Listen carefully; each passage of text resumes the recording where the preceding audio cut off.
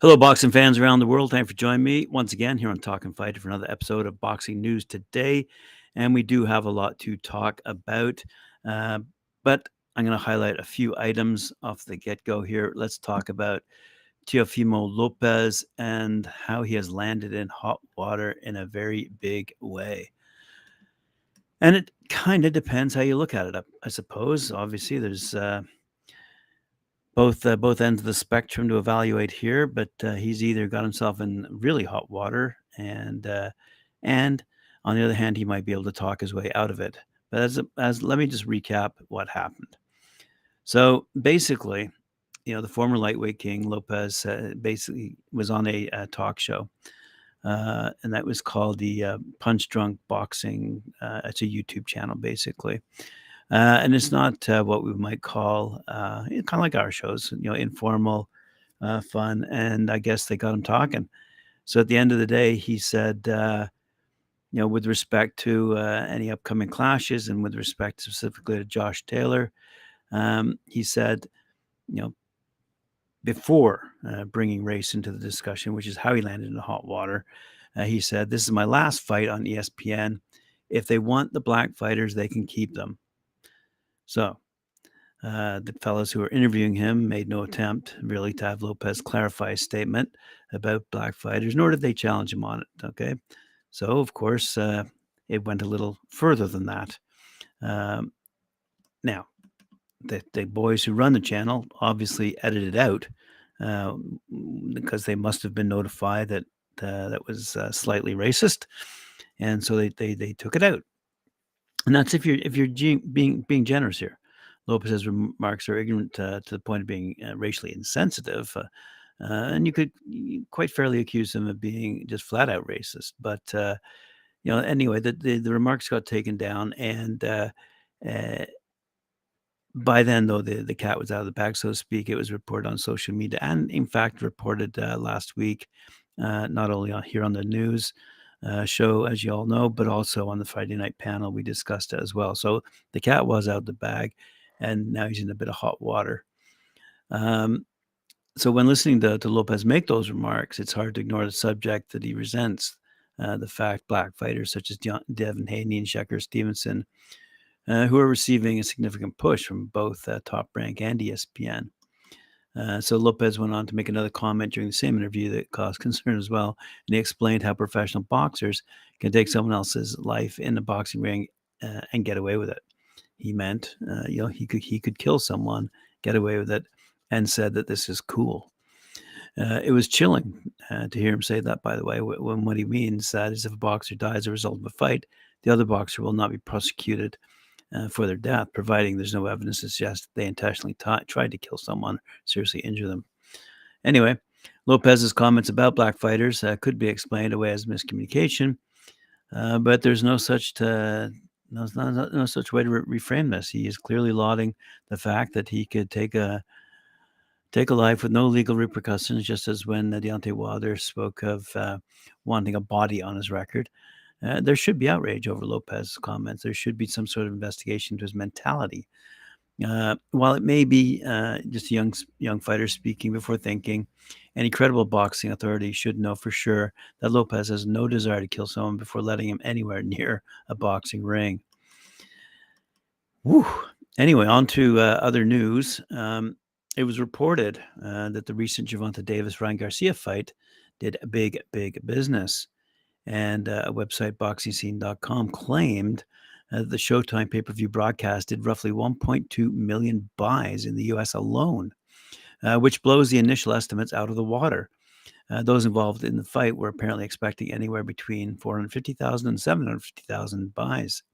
The bout, which took place at the T-Mobile Arena in Las Vegas, also generated an estimated 22.8 million in ticket sales, ranking it fifth in Nevada boxing history for that metric. In brief, those are seriously impressive numbers, and they speak to the value of having young prominent fighters face each other. The event also saw major companies and competitors working together Too often fights don't happen because agreements can't be reached between rival broadcasters or promoters. But here we have a perfect example of how much success can be had when there is cooperation. Yes, great point. Great point indeed. All right, let's move along to someone who is just an idiot. WBC President Mauricio Sulaiman states that his organization will not sanction the fight between light heavyweight champs Dmitry Bivol and Artur Beterbiev. Sulaiman says that Beterbiev versus Bivol fight can happen, but won't have the WBC title at stake due to the Russia-Ukrainian war. Bivol, 21-0, 11 knockouts, was born in Kyrgyzstan and lives in St. Petersburg, Russia. Unless the war ends soon, boxing fans might not ever get the chance to see the undisputed 175-pound championship fight between IBF, WBC, and WBO champ Beterbiev. He's 19-0, by the way, 19 knockouts, and Bivol. If Bivol and Beterbiev still want to fight to prove who's the top guy in the division, there will be just as many people that want to see the match as there would be if all 4 belts were on the line. Only hardcore boxing fans care about the fight being for the undisputed. To the average person, they see the Beterbiev clash as a great fight between the best at 175, and it won't bother them that it won't be for the undisputed championship. Mauricio Sulaiman said, WBC cannot sanction a fight with Bivol in it. Period. Disappointing. Joshua Buatsi versus Anthony Yarde. This could be the time if he beats Pavel Stepien. Joshua Buatsi, as we all know, is going up against Stepien quite shortly, quite frankly, and he says he can't finish his career without fighting leading British light heavyweights Anthony Yarde and Dan Aziz. Buatsi must beat the dangerous, hungry Pavel Stepien in Birmingham, which will be shown live on Sky Sports, by the way, to keep on course for a world title shot. And he would relish a fight against his British rivals, Yarde and Aziz, but is determined to force his way to a world title shot on his own terms, he says. He must get through dangerous Polish fighter Pavel Stepien, taking place at the Resorts World Arena in Birmingham, to retain his number 1 ranking and the WBA to keep himself in the frame to challenge for major championships in the future. I know he hasn't lost before. He's 18-0-1 with good knockout percentage. So a Polish fighter that's going to be hungry, that's going to fight, that's going to have a mentality, if I beat this guy who's highly ranked, to put him up there. Buatsi told Sky Sports. And he continued, that makes him a dangerous fighter. So we'll see what happens there. Again, British versus British, not too much interest in North America, but that will be a good fight. Speaking of good fights, it was good to see Joe Joyce lose against Zhilai Zhang, but he's not stopping there, quite frankly. And whether he gets a rematch is another story. But when he fought Zhang, he lost at the Copper Box Arena, as we all know. And he's eyeing a rematch, but might have to face other heavyweights down the road. And he still has the time to turn his world title aspirations into reality, and would, in fact, welcome a second fight against Zhang. The Juggernaut, which is his nickname, had taken a self-admitted risk in entertaining a meeting with the dangerous Zhang to begin with expectations of a tough night. And it was quickly warranted when he was forced to endure a barrage of punishment at the hands of the Olympic silver medalist. Zhang's straight left hand pierced the defense of Joyce time and time again, resulting in a bulging eye that would eventually prompt Howard Foster to bring the fight to a halt. Joyce, who was gracious in defeat in the immediate aftermath, is now eyeing a chance to right the wrongs of his first career loss. We had a meeting with the Warrens, so there will be some news coming out soon. He told Sky Sports it would be good to avenge that for a few more rounds and no black eye. And I think I'd still be in the fight. And I thought I'd start to get him in the later rounds. But respect to him, he's a great opponent and obviously did the business. It was a tough fight. Now, last story of the day for you boxing fans, and it's a good one. It comes courtesy of Bad Left Hook, good young writer, Lewis Watson. And he's talking about some of the good news, quite frankly, that we should be reporting on by way of defending, shall we say, boxing. And, when we having just heard about the hot water that Teofimo Lopez is in, and some of the fellows who are looking forward to being unbeaten champions who are now not. unbeaten anymore. And of course, the Bivol Beterbiev fiasco, and I mentioned the Crawford Spence fiasco. But on the good news side of things, it was good to see, you know, Gervonta Davis knock out Ryan Garcia, and they also had another good fight, Rachmanov versus Cordina, that this writer wants to report. And he says this fight produced 36 minutes of unmissable, absorbing action in the super featherweight division. It may just fall short of the 2023 Fight of the Year contender before Christmas. But the nonstop action, front foot pressure, both men gelled in an absolute barn burner. At times, it was though the fight was two-time double speed, with Cordina, the aggressor, fighting fire with fighter against the teak tough Takistani. Cordina's win, by the way, following on his destruction of Kenichi Ogawa last year, sees him break out as a world-class operator, one of Britain's best in circulation.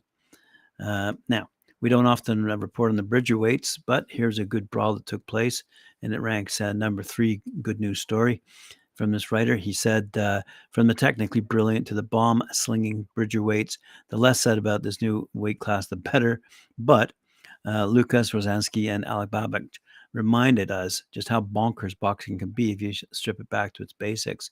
In Poland, the local hero destroyed the Savage in 2 minutes, unloading a barrage of left hooks in what resembled a barroom brawl minus a couple of pool cues and a spilled Guinness. Babic finds himself in the scrap heap of novelty sluggers who will still be given a surfeit of opportunities to pad undercards across Europe, and more power to his elbow. On the women's front, number 4, Sandy Ryan. Ryan found herself as the butt of the joke in women's boxing last year. She was beaten in her 4th professional fight by the unheralded Erika Farias. Ryan was being pushed as the next best thing in the sport, but was sent crashing back down to earth by the Argentinian in the Wood Conlon undercard. The Derby fighter's willingness to run it back, immediately avenge the loss, and now progress to become a world champion within 13 months shows the tenacity and talent of the 29-year-old. Ryan's dominant win over Marie-Pierre Huel, a Montrealer out of Canada, sets her on the path for a potential showdown with the division's ruler, Jessica McCaskill. Good luck to Sandy Ryan. Number 5, David Morrell.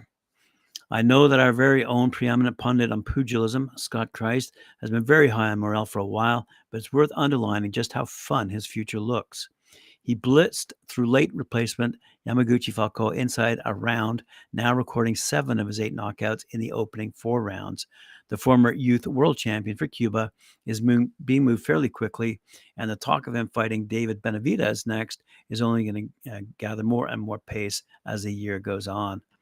So there's some good news from the sport of boxing, despite all the other news that we're reporting that seems to be fringing on, shall we say, bad news, whether it be fighters who can't fight or won't fight, or promoters or broadcasters getting in the way of great fights happening, or fighters wanting more money to fight, or perhaps the drug scandals that have taken place of late. Anyway, there's some good news from Lewis Watson, a sports writer out of the UK, and a member of the BWAA, and also writing for Bad Left Hook. And thank you very much for that.